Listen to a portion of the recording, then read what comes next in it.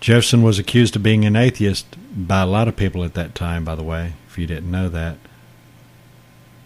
He was at the center of a tense partisanship.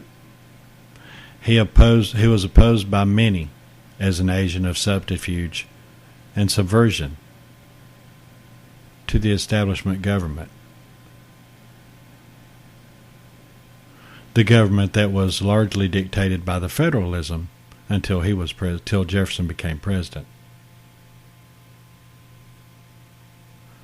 So you got to understand the French revolutionary government encouraged support from America in its war with Britain in 1793.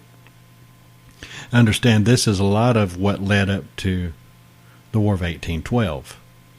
Remember, France helped us, the American Revolution against England.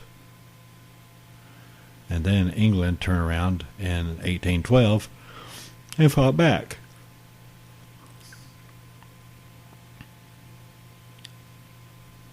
This is how the Democratic Republican societies started.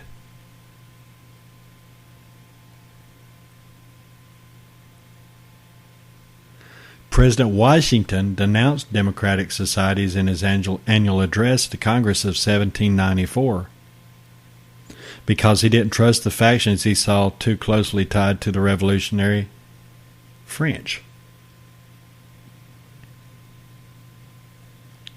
He was opposed to these societies because of their widespread belief of the widespread belief that their tactics in opposing leaders always amounted to seditious behavior, sparking wide debate about the extent of which freedom of speech, press, and assembly extended. It set the stage for alien and sedition acts that became draconian law under President John Adams in 1798 and essentially limited civil rights and led to the imprisonment of journalists and suspected spies. You're hearing all this for the first time, aren't you? This is what the Georgia Guidestones are all about, by the way. We're going to get into it even deeper after we take this break. It's the bottom of the hour. This is Rendo with Diffusion of the Delusion at GWA Radio Network. We'll be back in just a few minutes.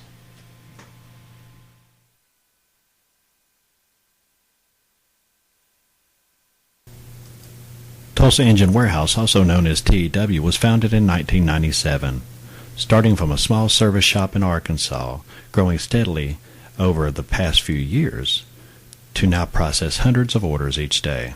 TEW is a prime line parts distributor servicing over 2,000 dealers nationwide, and with a large retail and landscaper customer base, they are able to acquire large volume discounts and pass those savings along to the customer.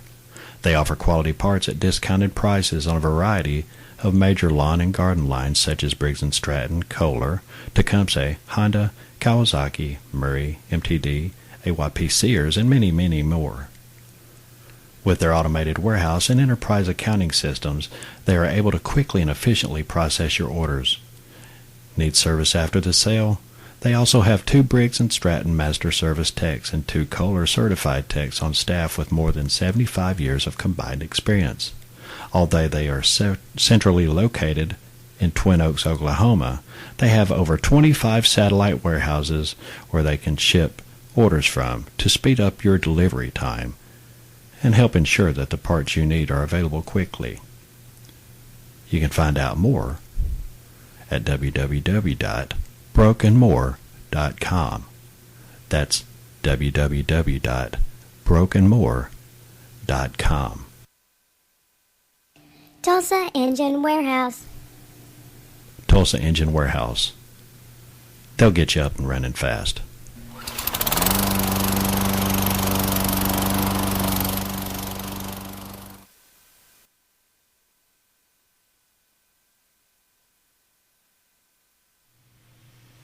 And you are listening to GWA Radio Network. This is Diffusion of the Delusion.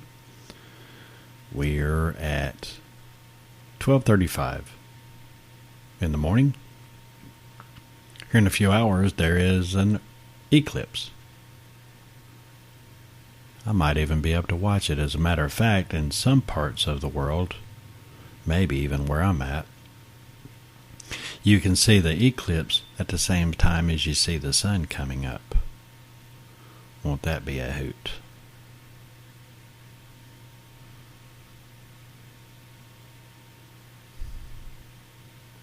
This is something that Paine wrote. We're talking about Thomas Paine, the father of the American Revolution. Let's just call it that. Well, the father of the Declaration of Independence. You know, the one that's actually, been attributed to Jefferson, but because of Thomas Paine's writings.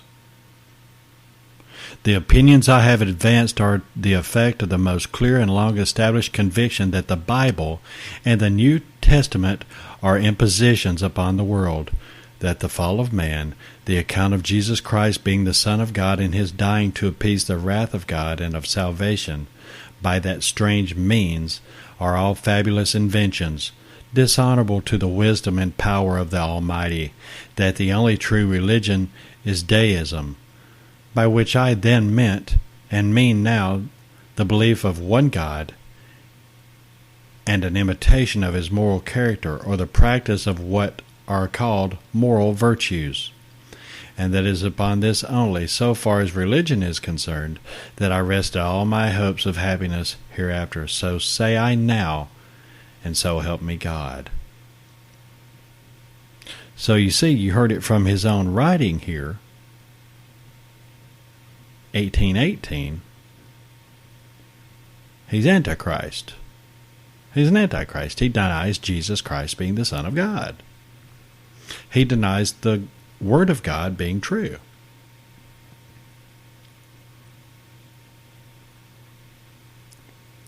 So reading along, Paine's writing greatly influenced his contemporaries, and especially American revolutionaries. His books provoked an upsurge in deism in America, but in the long term inspired philosophic and working class radicals in the UK and the US, liberals, libertarians, feminists, democratic socialists, social democrats, anarchists, freethinkers, progressives often claim him as an intellectual ancestor.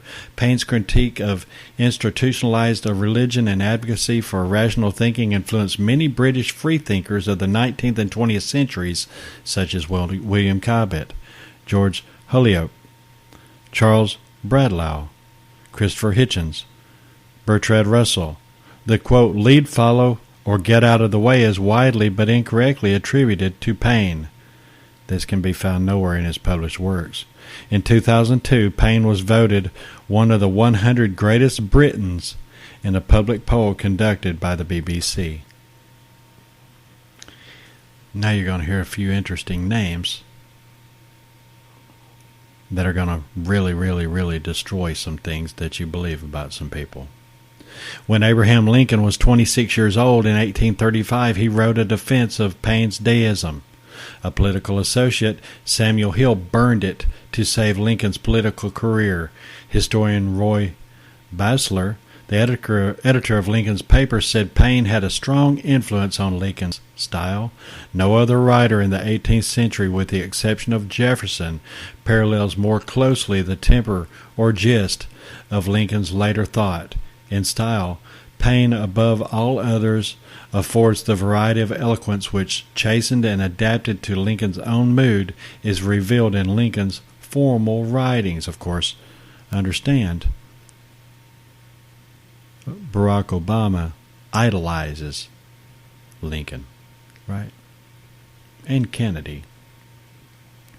The inventor Thomas Edison said, "I've always regarded Paine as one of the greatest of all Americans. Never have we had a sounder intelligence in this republic. It is my good fortune to encounter Thomas Paine's works in my boyhood. It was, indeed, a revelation to me to read the great thinker's views on political and theological subjects. Paine educated me then about many matters of which I had never thought before. I remember very vividly the flash of enlightenment that shone from Paine's writings, and I recall thinking at that time, what a pity these works are not today the school books for our children." Well, today they are. I'll just interject that. My interest in Paine is not satisfied by my first reading of his works. I went back to them time and again, just as I have done since my boyhood days. In 1811, Venezuelan translator Manuel Garcia de Sena published a book in Philadelphia which consisted mostly of Spanish translations of several of Paine's most important works. The book also included translations of the Declaration of Independence, Articles of Confederation, U.S. Constitution, and constitutions of 5 U.S. states, subsequently circulated widely in South America and through it, Uruguayan national hero Jose Gervaso Artigas became familiar and embraced Paine's ideas. In turn, many of his writings drew directly from Paine's, including the Instructions of 1813, which Uruguayans consider to be one of the country's most important constitutional documents, one of the earliest writings to articulate a principled basis of an identity independent of Buenos Aires.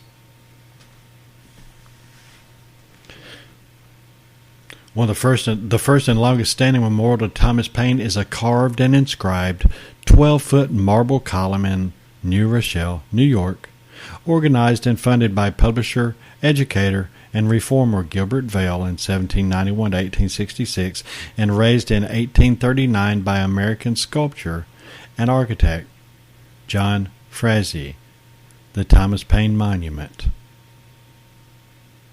The same site is the home of Thomas Paine Memorial Museum.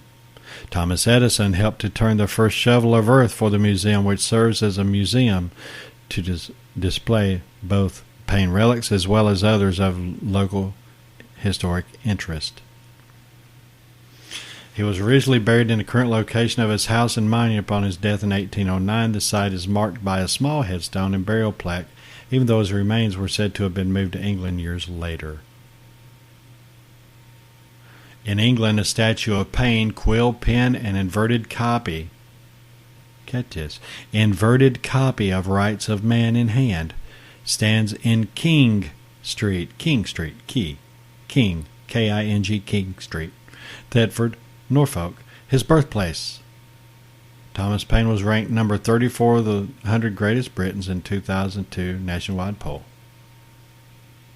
Also, in Thetford is the Thomas Paine Hotel, on which is a plaque giving details of Paine's life. A plaque was erected in 1943 by voluntary contributions from U.S. servicemen.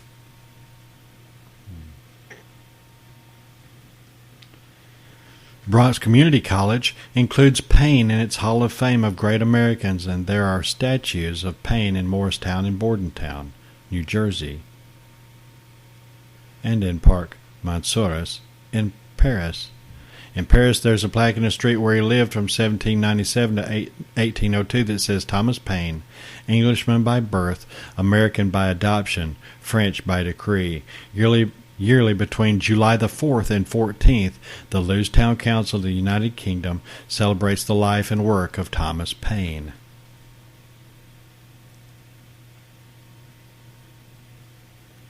In the early 1990s, largely through the efforts of citizens activist David Henley of Virginia, legislation was introduced to the 102nd Congress by ideological opposites, Senator Steve Sims and Republican Nita Lowry, Democrat. Or Representative Dina Lowry, Democrat.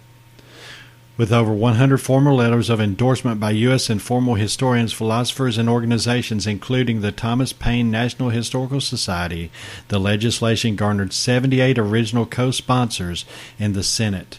On October 1992, the legislation was signed into law by President George H.W. Bush, authorizing the construction, using private funds, of a memorial to Thomas Paine in Area 1 of the grounds of the U.S. Capitol. As of January 2011, the memorial has not yet been built.